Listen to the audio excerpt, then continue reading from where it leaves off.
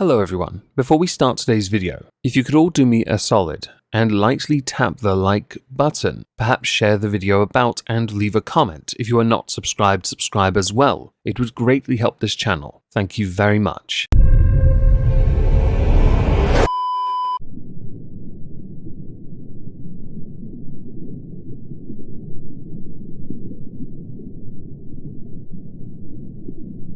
Well, isn't this just fantastic?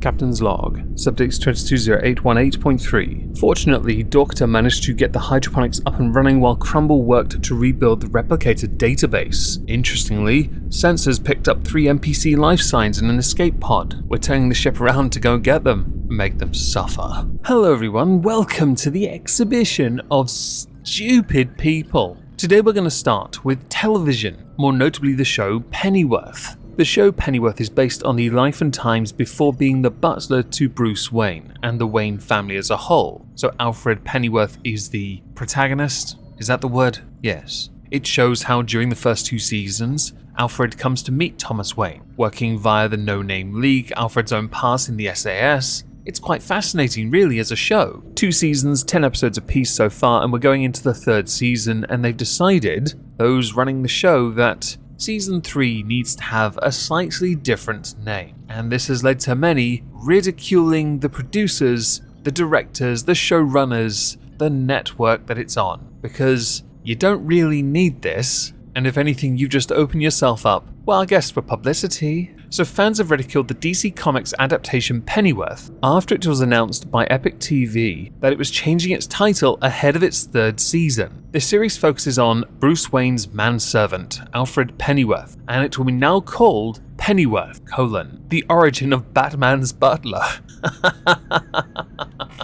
Oh, do you need ratings that badly? Maybe other shows that have crap ratings should do the same, like Doctor Who perhaps. The origin of Batman's butler. Star Trek Discovery, the origin of Batman's butler. Now people on Twitter understandably took this and thought, fam, this is trash. So we're going to bully you a little now, and rightly so. Jeremy Monjo, only worth it if they make the actors say the full title in interviews, or even casual conversation. If you say Pennyworth as a title, it kind of flows. If you say Pennyworth, the origin of Batman's butler, the alliteration kind of ruins it. If the show was called Origin Pennyworth as a mini-series, it could have worked, but not this. No. Jenny Nicholson. This would be really cool if for the first 2 seasons they didn't let on that that's what the show has been about, and this was like a bombshell press release, like everyone thought they were just watching a period drama. Brian Lynch. Dear HBO Max, why didn't you call this Butler Begins? Brian Lynch is a screenwriter. I'm glad they're getting in on this as well. Others weren't so light-hearted. So we have Daniel Feinberg. Changing the title of Pennyworth to Pennyworth the Origins of Batman's Butler is the sort of creativity-free brand chasing that you'd assume was parody, except that apparently it's not a joke. With another saying, I love Pennyworth man, but I genuinely want to boycott the show over that title. Like it takes what is a really cool gritty spy drama and makes it sound like this jokey parody show. Just keep the effing name as is. And finally, it's hilarious that Warner Brothers has concocted this preposterous title to highlight who the hell Pennyworth is in reference to when they could have just called the show Alfred. Now as far as boycotting a show goes over a name change, please don't, that's really pathetic. But they all do raise some rather valid points. Changing the title doesn't really add much to it, because everyone who watches it knew what it was to begin with. Second, by inserting Batman into it,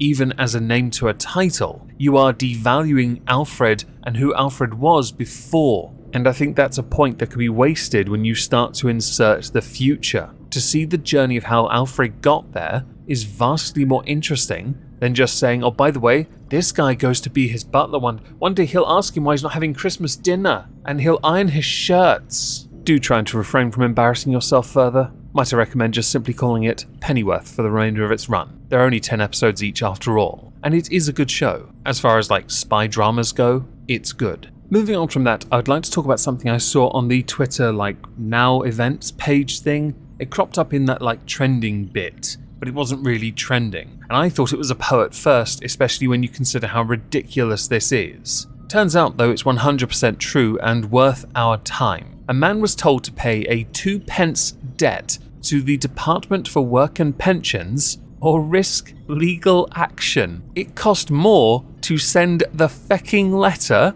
Heck, it cost more to write the letter, print it out. It cost more to buy the envelope, even if you buy in bulk, all over 2 pence. Okay, well let's give this a moment just to stew, go to the article that is referenced here so we can get the full context as to why Mr. Dove deserves prison time for owing Her Majesty 2 pence. Damien Dove has labelled the Department for Work and Pensions ridiculous after they threatened legal action if he didn't cough up. The 53-year-old man accepted a housing benefit for 1 week when he was on low income and claiming part rent more than 3 years ago. This is the only time he has ever claimed a benefit, so he was taken aback to get the letter from the DWP about the old overpayment of 2 pence. The letter reads as follows, because yes, we have it. Dear Mr. Dove, about the 2 pence owed. We are writing to you about the money you owe. You have been contacted previously explaining why you owe this money. Please pay back the money owed by the 29th of August 2022. If you cannot pay this amount in full, we can discuss terms for repayment. If you would like to discuss the matter further, please contact us. I think in this instance you need to go to Step Change Debt Charity. One of our advisors may have already contacted you about this matter, and if you have already made arrangements to pay back this money, please ignore this letter. Now, how to pay? Details of how you can pay are enclosed. We recommend payments that are made by direct debit. For 2p, doesn't it cost more to set it up?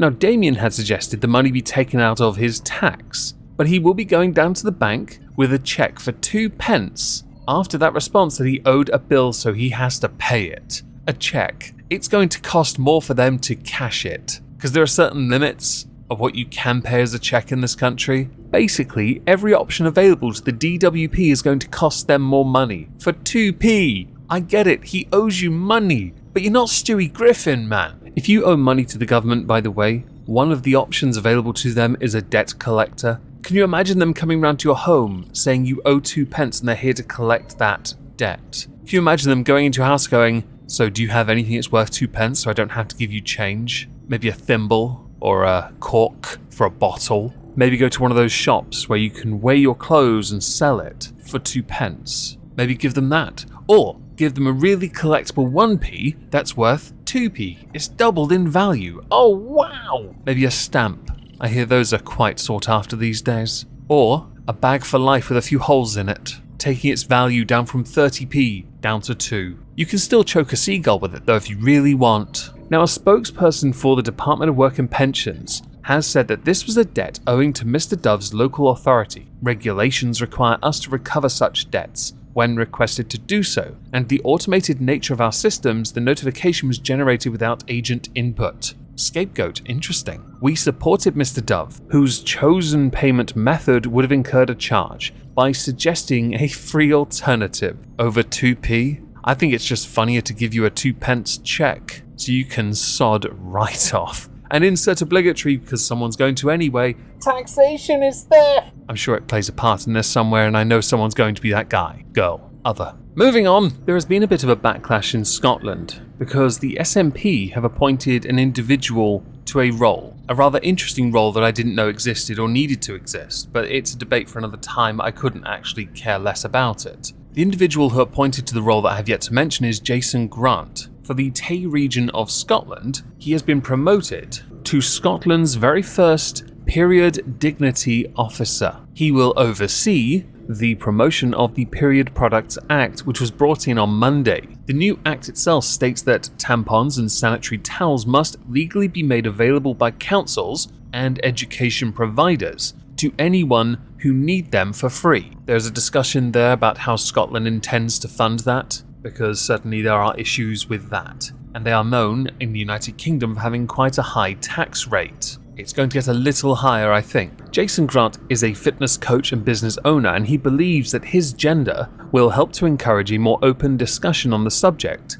councils, though, have been accused of institutionalized mansplaining and peak gender idiocy. Jason Grant has said that it's about making people aware of the availability of period products for anyone of any gender whenever they need it. I think being a man will help me break down barriers, reduce stigma, and encourage more open discussions. Although affecting women directly, periods are an issue for everyone. We'll also raise awareness of the menopause, which, although a natural process for women, has wider repercussions in the world of work and family. Some of the responses include, have we tried to explain to men how to shave or how to take care of their prostate? Some also pointing out when the Welsh government's period campaign addressed people who bleed and failed to mention women and/or girls, we thought that was equal to peak gender idiocy. Well, it turns out Scotland had to say, please hold my single malt. I want to one-up those pesky sheepshaggers. Yes. So to the final thing we're going to cover today, we're going to Jonathan Pie. So the Pleasance at the Edinburgh Fringe just cancelled Jerry Sadowitz's show. The Fringe is over, that's it.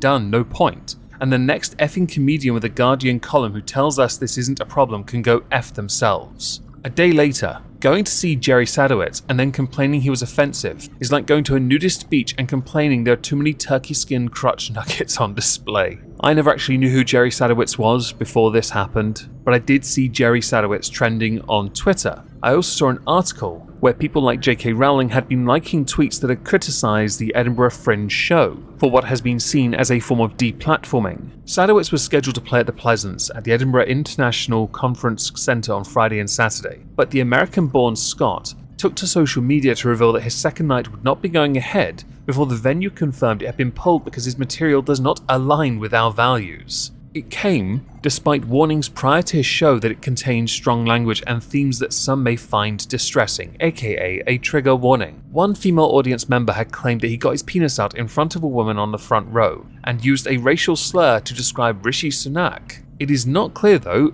if the alleged exposing of his genitals were a prop. This ban coincided with Salman Rushdie being attacked on stage. So some do believe that they had the Edinburgh Fringe thing acted accordingly to prevent things like that happening. Others saying that to cancel an event because some people may find it offensive is beyond shameful. Broadcaster Jeremy Vine adding, I've seen Jerry Sadowitz perform 4 times. Each gig was more offensive than the last. No one complained because that's what Jerry does. Have a listen. Jerry Sadowitz did point out that with one of the shows he did, 75 minutes, no one walked out. No one. So all these claims of what had happened are false. Some believe that this is very much a free speech issue, and there is certainly an argument there, a very good argument, but one that does lead to the inevitable semantics, so don't bother trying with me, I'm not going to reply to it. My view on it is, he was booked for 2 shows, and you cancelled the second one preemptively? Perhaps you thought what happened to Rushdie would happen to Sadowitz, and therefore tarnish the Edinburgh Fringe show festival thing. Doodah. I think if you cared truly about optics, you might have